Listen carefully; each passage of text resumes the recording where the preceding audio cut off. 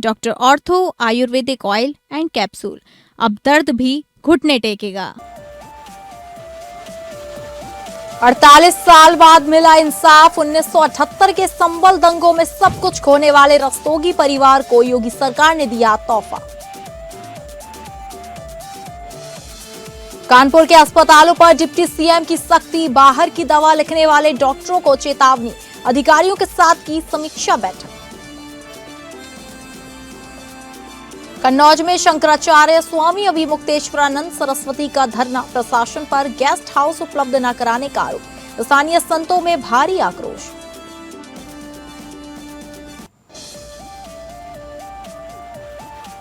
नमस्कार, आप सभी का बहुत बहुत स्वागत है उत्तर प्रदेश बुलेटिन में। मैं हूं आपके साथ अंकिता सिंह। शुरुआत करेंगे बुलेटिन की, जहां 1978 में संभल में हुए दंगों में रामशरण रस्तोगी की हत्या कर शव को शत विशत कर कुएं में फेंक दिया गया था। इसके खिलाफ उनके पुत्र सुभाष चंद्र रस्तोगी के द्वारा एफआईआर दर्ज कराई गई थी। पिछले वर्ष उनका पौत्र कपिल रस्तोगी अपनी माता के साथ उत्तर प्रदेश के मुख्यमंत्री योगी आदित्यनाथ से मिले थे।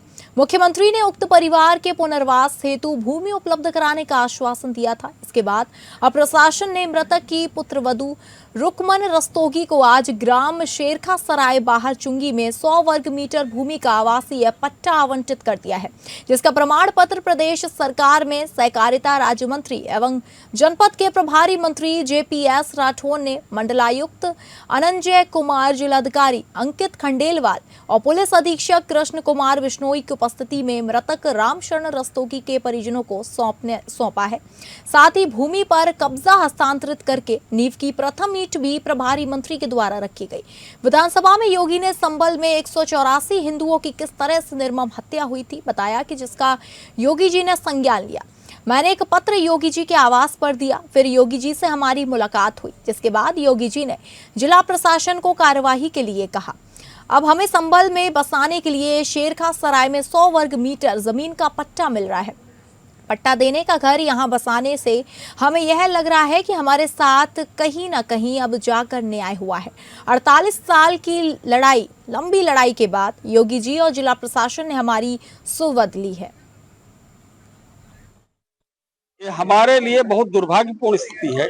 एक तो उस 1978 के दंगों में 100 से ज्यादा लोगों की जानें गई थी, उनके घरों को जलाया गया, उनको लोगों को जलाने का काम, जलाकर मारने का काम यहाँ पर संभल हुआ था।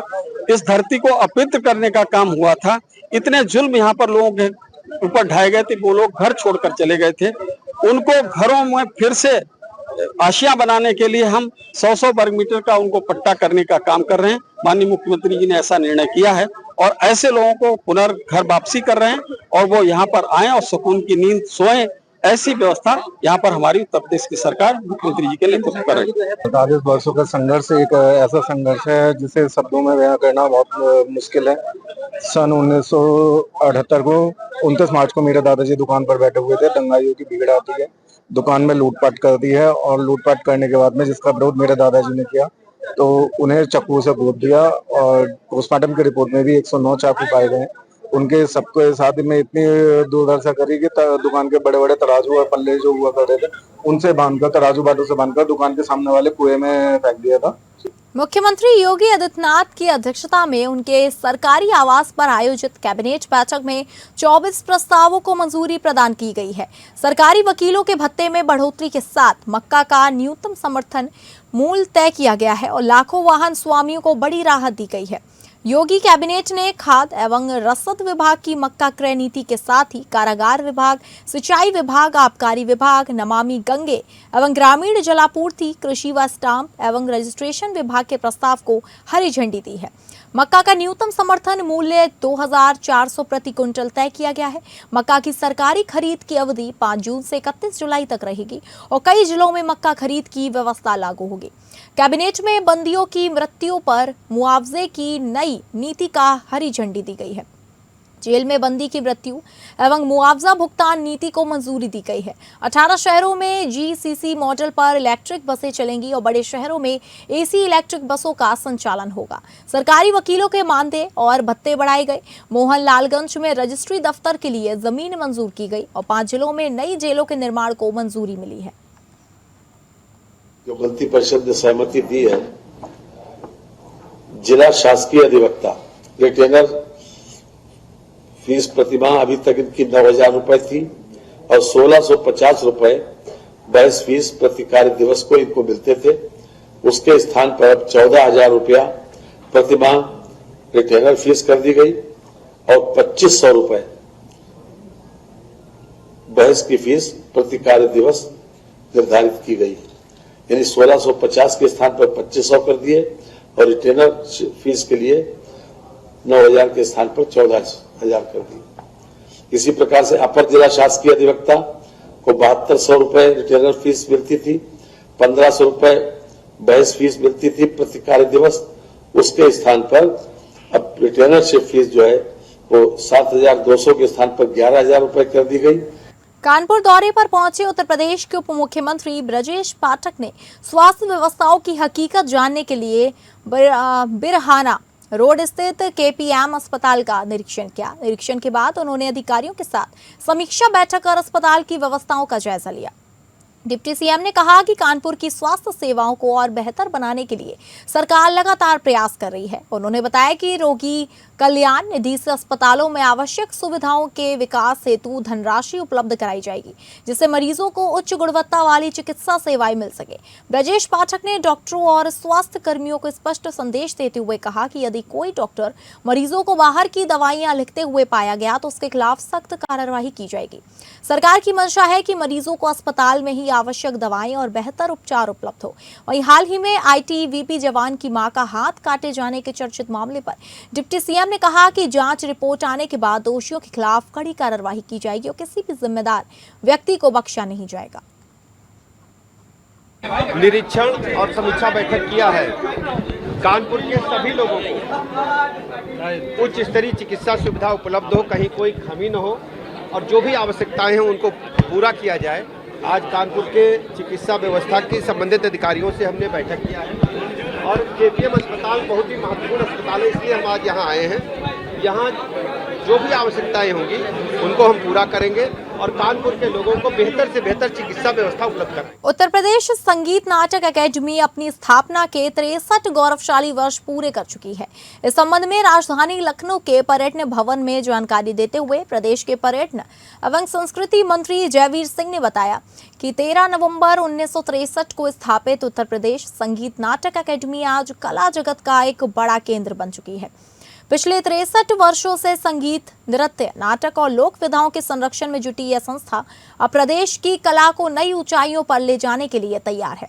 अकेडमी का लक्ष्य है कि नवोदित बाल और युवा कलाकारों की प्रतिभा को पहचान कर उन्हें उचित मंच प्रदान किया जाए। अकेडमी पुरस्कारों के संबंध में बताते हुए मंत्री जयवीर सिंह ने कहा कि इस अनवरत यात्रा में अकेडमी ने न केवल कलाकारों को मंच दिया बल्कि उन्हें अकेडमी रत्न और पुरस्कारों से सम्मानित कर उनकी प्रतिभा को वैश्विक पहचान दिलाई है।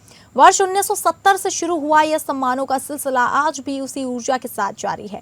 अभिनय, निर्देशन, लेखन और कला समीक्षा में उत्कृष्ट योगदान देने वाले कलाकारों को अकेडमी हर वर्ष अपनी श्रेष्ठता का प्रमाण पत्र देती है।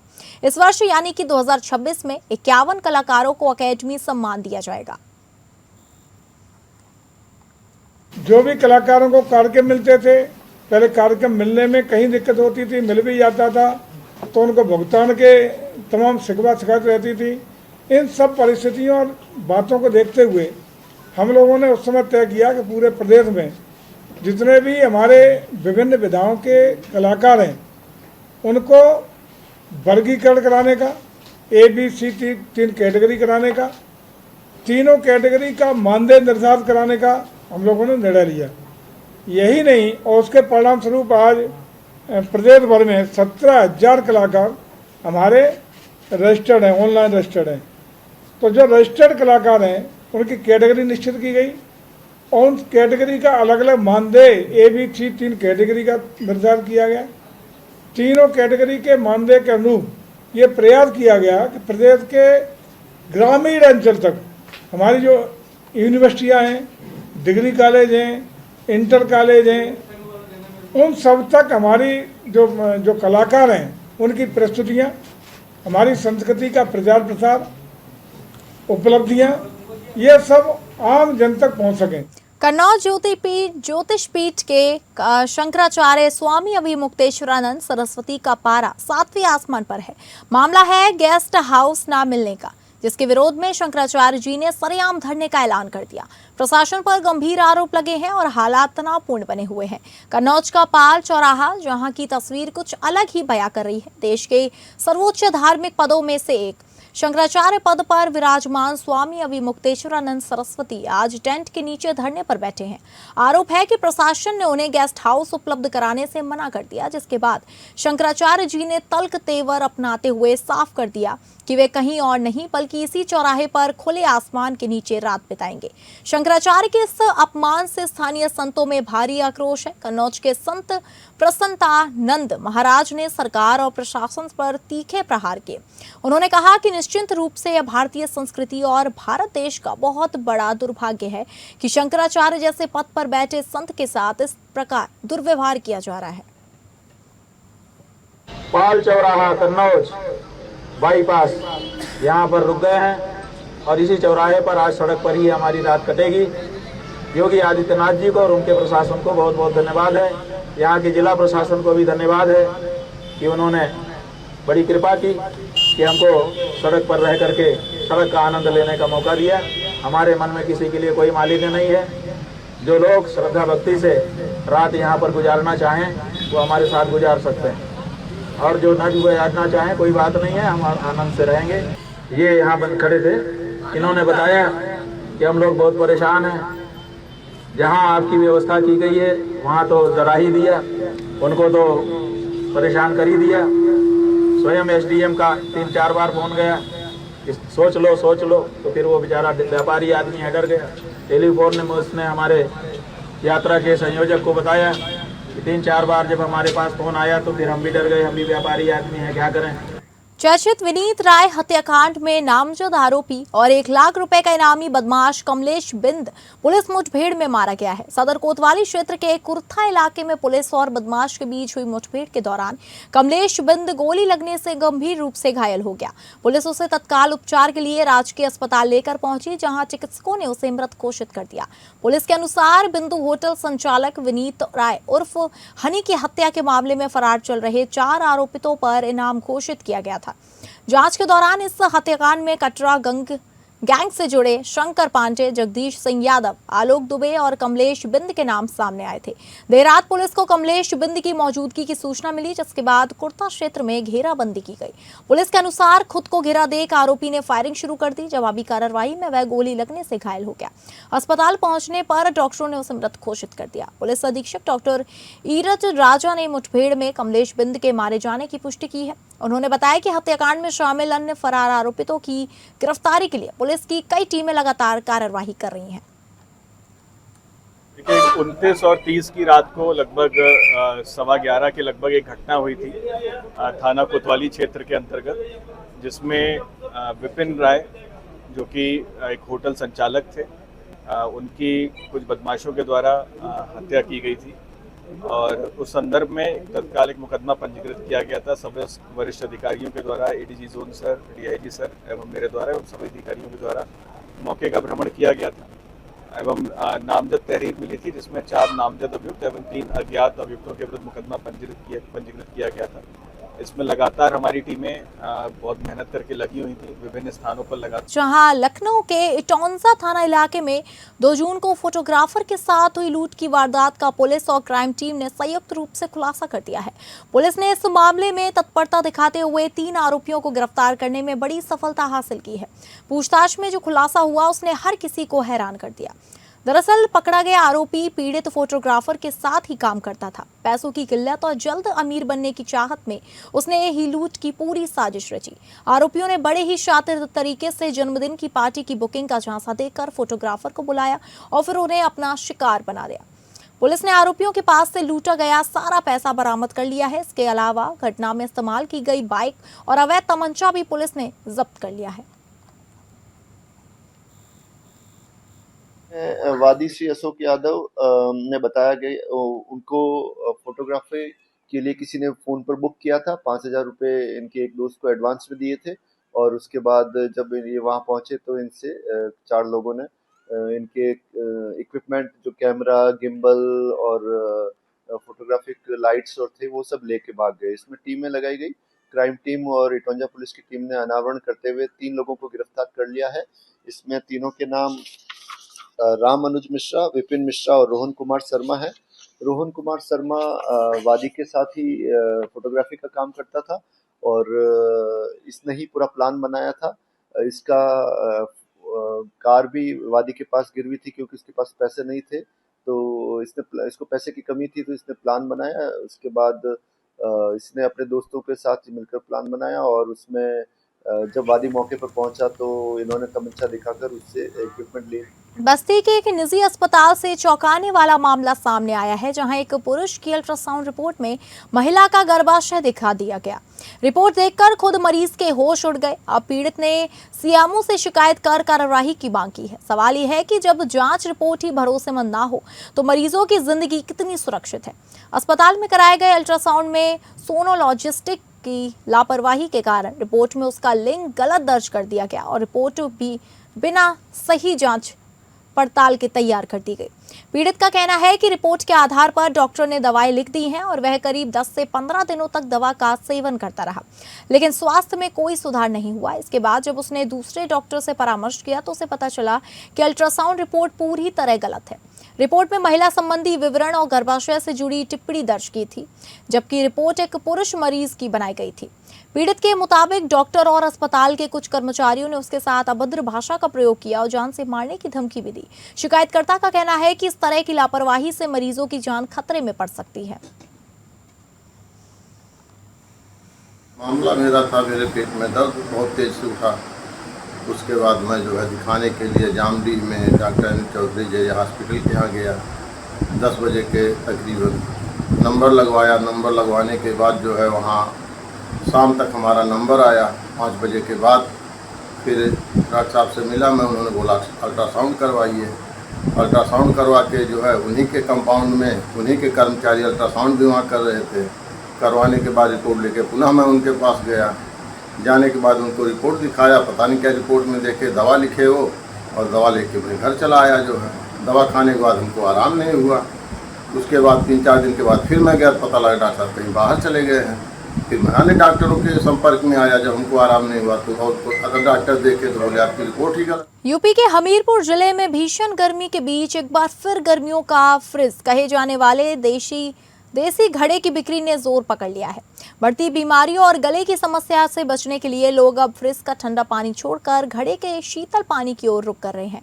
बाजार में मिट्टी के घड़े, सुराही और मटकों की दुकानों पर ग्राहकों की भीड़ बढ़ गई है।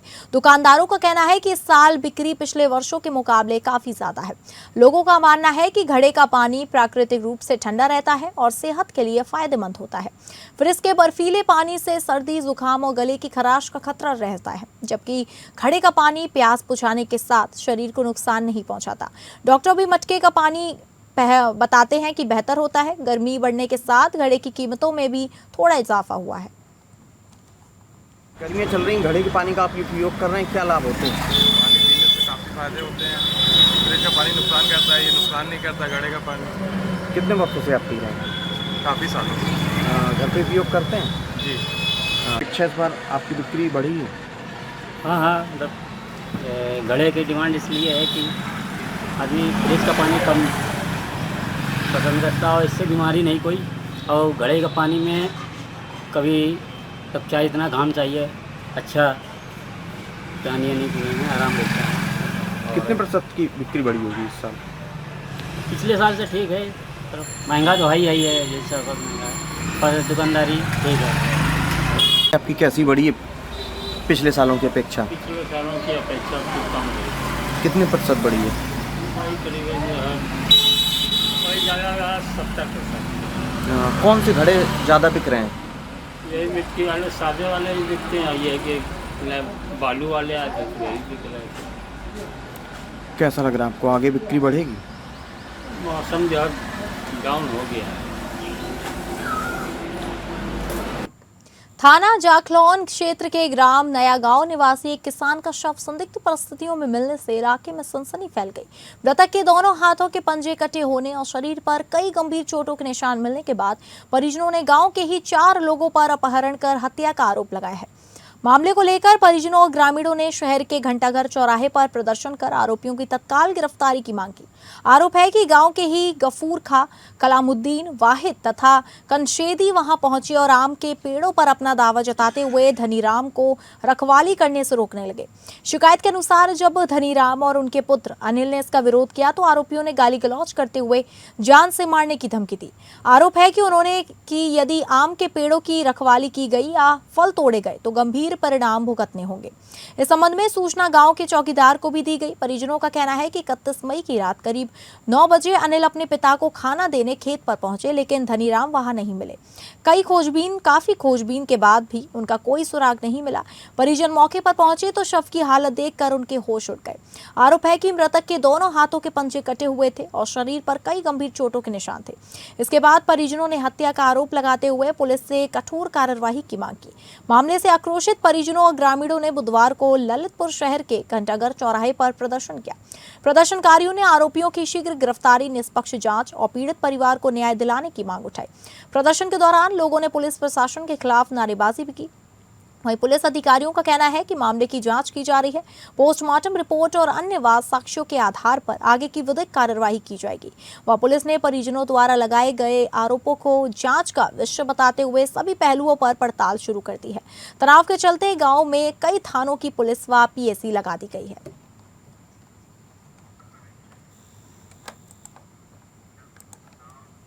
तो फिलहाल उत्तर प्रदेश बुलेटिन में बस इतना ही। नमस्कार।